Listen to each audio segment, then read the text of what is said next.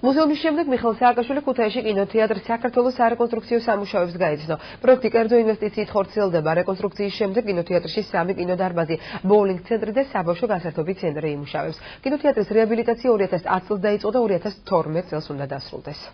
ქუთაის რაც ეძლევა კიდე ეს არის აი გრანდიოზულობა რა. იმიტომ რომ ეს სული რომელიც ამ ქალაქშია ჩვენ ვიცოდეთ უბრალოდ ისტორიის წიგნებიდან, ხო? და მასშტაბი პრაქტიკულად ჩაკარგული იყო. რეალურად იმის გამო რომ ეკონომიკური ფუნქცია დაეკარგა, სუფთა ურბანულად თანდათან გადაიქცა ამხელა მნიშვნელობის ქალაქი უბრალოდ ძალიან დიდ სოფლად. და ეს არ იყო სწორი.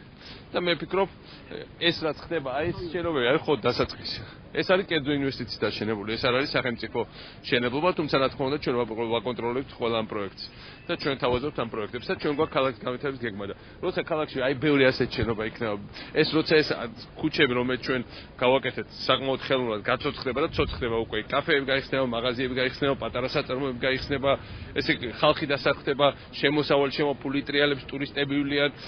ეს არის ის რაც ქალაქს აძლევს სიცოცხლეს.